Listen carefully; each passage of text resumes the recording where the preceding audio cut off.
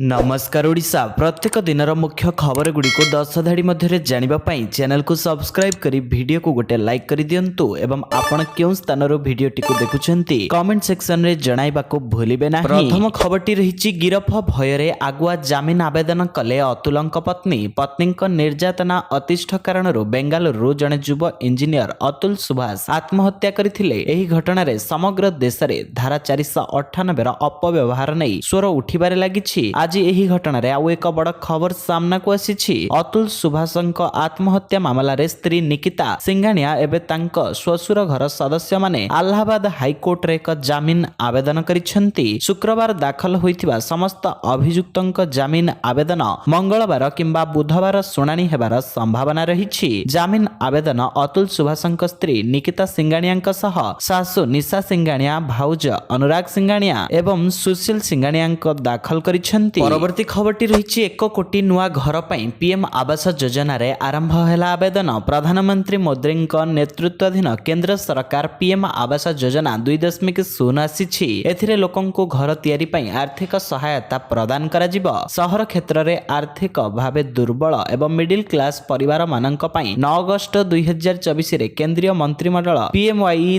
2.0 को मंजूरी दे जाइथिला। एही योजना रे 1 कोटी नुआ घर निर्माण करा जिवो। आवास एवं शहर मामलार मंत्रालय अनुसार प्रति यूनिट 2.30 लाख टंका स्वीकृत करा जिवो। एही योजना अनुसार शहर क्षेत्र रे गत पर्याय रे 1.18 कोटी घर को मंजूरी दिया जाइथिला। 85.5 लाख रु अधिक घर तयारी करा जाइछि एवं हिताधिकारी माननकु टंका दिया जाइछि। प्रधानमंत्री आवास शहरी 2.0 अनुसार 1 कोटी नुआ घर पई ऑनलाइन आवेदन आरंभ होईछि। आपण मध्य एथिरे ऑनलाइन आवेदन करि परिबे। परवर्ती खबर रहिछि कृषकंकु मिलिबो 2 लाख बंधक मुक्त ऋण। रिजर्व बैंक ऑफ इंडिया पक्षरु कृषकंक लागि बंधक मुक्त ऋण सीमा को वृद्धि करा जाइछि। आरबीआई शनिवार ए संपर्क रे घोषणा करिछि। बंधक मुक्त ऋण सीमा 1.6 लाख टंका थिबा बेले 2 लाख टंका को वृद्धि होईछि। फଳରେ कृषक माने बिना कोनोसी बंधक रखि ऋण उठाई करि परिबे। नुआ नियम 2025 जनवरी पहिला रु लागू हेबो। कृषि क्षेत्र रे उत्पादन खर्च वृद्धि एवं ऋणर सुलभता रे सुधार को नजर रखि एभली पदक्षेप ग्रहण करा जाइछि। एहा द्वारा 86% क्षुद्र एवं नाममात्र चाषी लाभवान होई परिबे। संशोधित नियम को सारा देश रे लागू करिबा लागि बैंक गुडी को आरबीआई निर्देश दैछि। एही ऋण संपर्क रे व्यापक सचेतनता सृष्टि करिबा लागि बैंक गुडी को कहा जाइछि। परवर्ती खबर रहिछि पाकिस्तान टीम को झटका। 36 घंटा रे 3 खेलाड़ी नेले सन्यास। एकाथर के सन्यास नेले पाकिस्तान रो 3 खेलाड़ी। मात्र 36 घंटा मध्य रे पाकिस्तान रो 3 जण खेलाड़ी इंटरनेशनल क्रिकेट रु सन्यास नैछंती।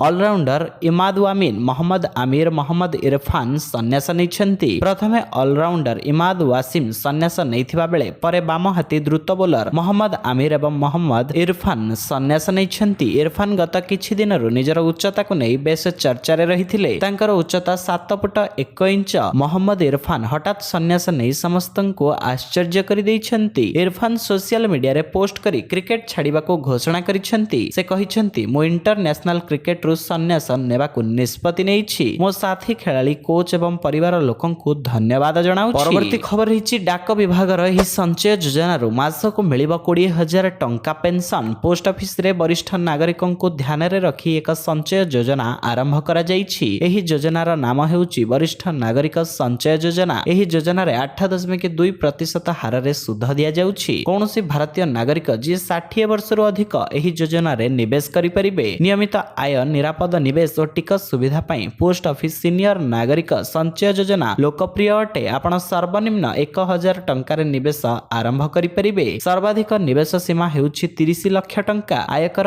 आईन रो धारा 80C अनुसार निवेशक माने 1.5 लाख टंका पर्यंत टिकस रिहाती पाइबे। परवर्ती खबर रहिछि चर्चा रे श्रीलंकार टोल कलेक्टर हाथी राजा। साधारणतः रास्ता कड़ रे कैबिन पकाई टोल कलेक्ट करबा को टोल कलेक्टर रही थांती। किंतु श्रीलंका रे एहा टिके अलगा। वटाला कटारागाम रास्ता रे 40 वर्ष रु ऊर्ध्व बयसर एक जंगली हाथी जे कि टोल कलेक्टर भाबरे काम करुथिबा जणा पड़िछि। एही हाथी राजा नाम रे परिचित। से रास्ता कड़े ठिया होई उभय दिगरु आसुथिबा गाड़ी को अटकाई खाद्य संग्रह करिथाए। राजा टोल संग्रह करिबा भली खाद्य संग्रह करिथाए जहा यात्री माने बेस उदार मनोभाव रे ताकु देइथान। परवर्ती खबर रहिछि बांग्लादेश रु केमिति हठात निखोज होई गले 3500 लोक। बांग्लादेश रा मध्यवर्ती कालीन सरकार गठन करिथिबा तदंत କମିଶନ ମଧ୍ୟବର୍ତ୍ତୀକାଳୀନ ରିପୋର୍ଟରେ କହିଛନ୍ତି ଯେ ଲୋକଙ୍କ ନିଖୋଜ ଘଟଣାରେ ପୂର୍ବତନ ପ୍ରଧାନମନ୍ତ୍ରୀ ଶେଖ ହାସିନାଙ୍କ ସମ୍ପୃକ୍ତି ରହିଛି। ନିଖୋଜ ଲୋକଙ୍କ ଘଟଣାର ଅନୁସନ୍ଧାନ ପାଇଁ ଗଠିତ କମିଶନ ଆକଳନ କରିଛନ୍ତି ଯେ ଏଭଳି ମାମଲା ସଂଖ୍ୟା 3500ରୁ ଅଧିକ।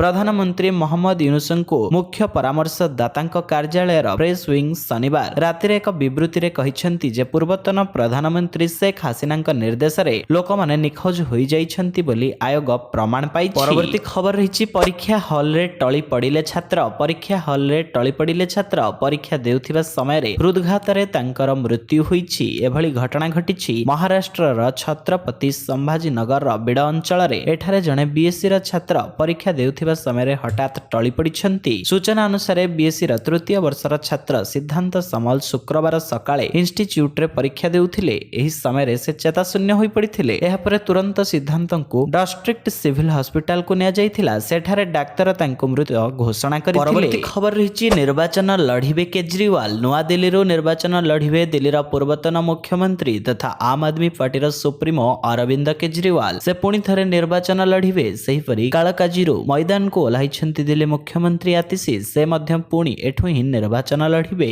ଆପ୍ ଜାରି କରିଥିବା ତାର ଚତୁର୍ଥ ପ୍ରାର୍ଥୀ ତାଲିକାରୁ ଏହା ଜଣାପଡ଼ିଛି। ଦିଲ୍ଲୀ ବିଧାନସଭା ନିର୍ବାଚନ ପାଇଁ ଭୋଟ ହେବ, ଏଥିପାଇଁ ଜୋରସୋରରେ ଚାଲିଛି ପ୍ରସ୍ତୁତି। ସମସ୍ତ ଦଳ ଲାଗି ପଡ଼ିଛନ୍ତି। କିଏ କେଉଁଠୁ ନିର୍ବାଚନ ଲଢ଼ିବ ତାକୁ ନେଇ ଚାଲିଛି ମାନସ ମନ୍ଥନ। ଏହାରି ଭିତରେ ଆମ୍ ଆଦମୀ ପାର୍ଟି ଗୋଟିଏ ପରେ ଗୋଟିଏ ନିଜ ପ୍ରାର୍ଥୀ ଘୋଷଣା କରି ଚାଲିଛି। ଏବେ ବିଧାନସଭା ନିର୍ବାଚନ ପାଇଁ ଆପ୍ ତାର ଚତୁର୍ଥ ତଥା ଅନ୍ତିମ ପ୍ରାର୍ଥୀ ତାଲିକା ଘୋଷଣା କରିଛି। ପରବର୍ତ୍ତୀ ଖବର ରହିଛି ବାହାର ଖଜା ମହାପ୍ରସାଦ ନୁହେଁ, କହିଛନ୍ତି ଜିଲ୍ଲାପାଳ। ବାହାରେ ବିକ୍ରି ହେଉଥିବା ଖଜା ମହାପ୍ରସାଦ ନୁହେଁ, ଶ୍ରୀମନ୍ଦିର ଭିତରେ ମିଳୁଥିବା ଖଜା ମହାପ୍ରସାଦ। ବ୍ୟବସାୟୀମାନେ ମହାପ୍ରସାଦ କହି ଖଜା ବିକ୍ରି କରନ୍ତୁନି।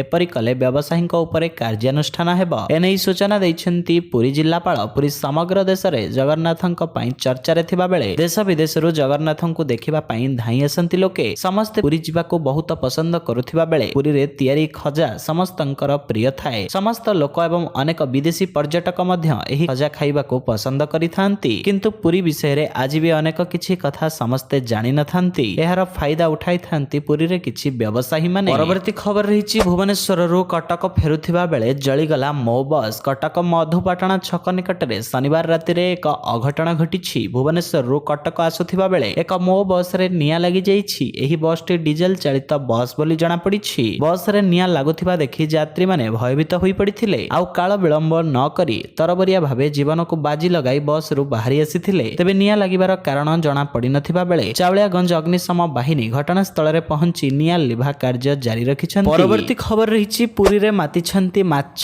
Mafia syndicate. ନୋ ଫିସିଂ ଜୋନରୁ ମାଛ ମାରୁଥିବା ଟ୍ରଲର ଗୁଡ଼ିକୁ ଜବତ କରୁଛି ମତ୍ସ୍ୟ ବିଭାଗ। ନିୟମ ଅନୁସାରେ ଟ୍ରଲରରୁ ଜବତ ମାଛ, କଙ୍କଡା, ଚିଙ୍ଗୁଡି ଆଦି ନିଲାମ କରାଯିବ। ନିଲାମ ରାଶିର 5 ଗୁଣ ଜରିମାନା ଟ୍ରଲର ମାଲିକଙ୍କ ଠାରୁ ବି ଆଦାୟ ହେବ। ହେଲେ ପୁରୀ ଜିଲ୍ଲା ଅସ୍ତରଙ୍ଗରେ ଜବତ ହେଉଥିବା ମାଛ ନିଲାମୀରେ ହୋଇଛି ବଡ଼ ଜାଲିଆତି। ଜବତ ଟ୍ରଲର ଖସାଇବାକୁ ଭିତିରି ଷଡ଼ଯନ୍ତ୍ର ହେବା ସହ ଅଧିକ ଟଙ୍କା ନିଲାମ ଡାକିଲେ ନିଲାମଧାରୀଙ୍କ ସହ ମାଫିଆ ସିଣ୍ଡିକେଟ ଗଣ୍ଡଗୋଳ କରୁଛି। ସେହିପରି ଜବତ ମାଛର ନିଲାମ ରେଟ୍ ଓ ବଜାର ଦରରେ ରହୁଛି ଆକାଶ ପାତାଳ ଫରକ। ଯେଉଁ ମାଛ ବଜାରରେ 600ରୁ 800 ଟଙ୍କା ତାକୁ ମାତ୍ର 3ରୁ 5 ଟଙ୍କାରେ ନିଲାମ କରାଯାଉଛି। ଏହା ପଛରେ ଏକ ବଡ଼ ରାକେଟ କାମ କରୁଛି। ଯଦି କେହି ଅଧିକ ଦରରେ ମାଛ ନିଲାମ ଡାକୁଛି ସେମାନଙ୍କ ସହ ଜାଣିଶୁଣି ଗଣ୍ଡଗୋଳ କରାଯାଉଛି। ଚାପ ପକାଇ ଘଟଣାସ୍ଥଳରୁ ଘଉଡ଼ାଇ ଦିଆଯାଉଛି। ପରବର୍ତ୍ତୀ ଖବର ରହୁଛି ଡବଲ ଗଣିତ କ୍ଲାସ କଲା ଭଳି ମୋଦିଙ୍କ ଭାଷଣ ବୋରିଂ, କହିଛନ୍ତି ପ୍ରିୟଙ୍କା ଗାନ୍ଧୀ। ପ୍ରଧାନମନ୍ତ୍ରୀ ନରେନ୍ଦ୍ର ମୋଦି ଶନିବାର ସଂସଦରେ ଭାରତର ସମ୍ବିଧାନ ଉପରେ 110 ମିନିଟର ଭାଷଣ ଦେଇଛନ୍ତି, ଯେଉଁଥିରେ ସେ ଗାନ୍ଧୀ ପରିବାର ଇତିହାସକୁ ପୁଣି ଥରେ ଦୋହରାଇଥିଲେ। ଏହି ପରିବାର ମୁଣ୍ଡରେ ଯେଉଁ କଳଙ୍କ ଲାଗିଛି ତାହା କେବେ ଲିଭିବନି ବୋଲି ମୋଦି କହିଥିଲେ। ପ୍ରିୟଙ୍କା ଗାନ୍ଧୀ ଭଦ୍ର ପ୍ରତିକ୍ରିୟା ପ୍ରକାଶ କରିଛନ୍ତି। ପ୍ରିୟଙ୍କା କହିଥିଲେ, ପ୍ରଧାନମନ୍ତ୍ରୀ ଭାଷଣ ଦେଉଥିବା ବେଳେ ନଡା ଜି ହାତ ମଳୁଥିଲେ, ପୁଣି ମୋଦିଜୀ ଦେଖିଲା ପରେ ଅଚାନକ ସେ ସବୁ ଶୁଣିଛନ୍ତି ବୋଲି ଆକ୍ଟିଂ କଲେ। ଅମିତ ଶାହା ଏମିତି ମୁଣ୍ଡରେ ହାତ ମାରୁଥିଲେ।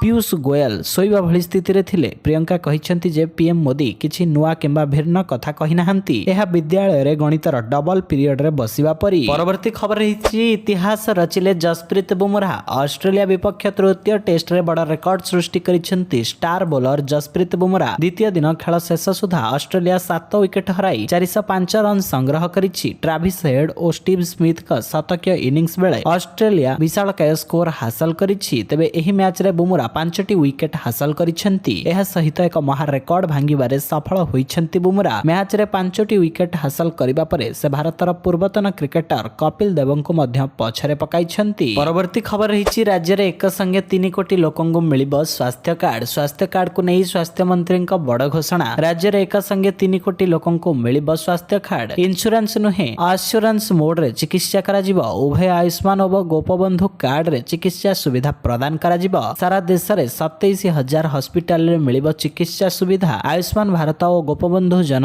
ଆରୋଗ୍ୟ ଯୋଜନାରେ ଏବେ ମାସକୁ 320 କୋଟି ଟଙ୍କା ଖର୍ଚ୍ଚ ହେଉଥିବା କହିଛନ୍ତି ସ୍ୱାସ୍ଥ୍ୟ ମନ୍ତ୍ରୀ ମୁକେଶ ମହାଲିଙ୍ଗ। ରାଜ୍ୟର 4 କୋଟି 30 ଲକ୍ଷ ଲୋକଙ୍କ ମଧ୍ୟରୁ ପ୍ରଥମ ପର୍ଯ୍ୟାୟରେ 3.5 କୋଟି ଲୋକ ସାମିଲ ହେବେ। ଇଣ୍ଡସ୍ ଭ୍ୟାଲି ଟାଇମ୍ସ ପକ୍ଷରୁ ଭୁବନେଶ୍ୱରରେ ଆୟୋଜିତ ଭିଜନ ଓଡ଼ିଶା ହେଲ୍ଥ କନଭେରେ ଯୋଗଦେଇ ଏହା କହିଛନ୍ତି ସ୍ୱାସ୍ଥ୍ୟ ମନ୍ତ୍ରୀ। ପରବର୍ତ୍ତୀ ଖବର ରହିଛି ଧାନ କ୍ରୟ କେନ୍ଦ୍ରରେ ଚାଲିଛି ମିଲର୍ସ ଦାଦାଗିରି। ସରକାର ଧାନ ସଂଗ୍ରହ ନୀତି ମିଲର୍ସ ମାନଙ୍କ ଦାଦାଗିରି ଆଗରେ ଆଣ୍ଠେଇ ପଡ଼ିଛି। ମିଲର୍ସ ଓ ଦଲାଲ ମୁକ୍ତ ମଣ୍ଡି କଟନୀ ଛଟନୀ ବନ୍ଦ ବୋଲି ସରକାର କରିଥିବା ବଡ଼ ବଡ଼ ଘୋଷଣା କାଗଜ ବାଘ ପାଲଟିଛି। ମନ୍ତ୍ରୀ ବିଧାୟକ ମଣ୍ଡି ଜଗିବେ ବୋଲି ମଧ୍ୟ ସରକାର ଚାଷୀମାନଙ୍କୁ ଅଭୟବାଣୀ ଶୁଣାଇଥିଲେ, କିନ୍ତୁ ଧାନ ମଣ୍ଡିରେ କାହାରି ଦେଖା ଦର୍ଶନ ନାହିଁ। କଟନୀ ଛଟନୀକୁ ପରୋକ୍ଷରେ କ୍ଲିନ୍ ଚିଟ୍ ତଥା ଆଇନର ମାନ୍ୟତା ଦେଲା ଭଳି ମିଲର୍ସ ମାନଙ୍କ ମନମର୍ଜିରେ କଟନୀ ଛଟନୀ ଚାଲିଛି। ସରକାର ପ୍ରଶାସନ ନାଚାର। କଟନୀ ଛଟନୀରେ ରାଜି ହେଉନଥିବା ଚାଷୀର ଧାନ ଶୀତ କାକରରେ ଖୋଲା ଆକାଶ ତଳେ ପଡ଼ି ରହୁଛି। ଧାନ ମଣ୍ଡିକୁ ମିଲର୍ସ ଆସୁନାହାନ୍ତି। କଟନୀ ଛଟନୀରେ ରାଜି ହେଲେ ସବୁ ଧାନ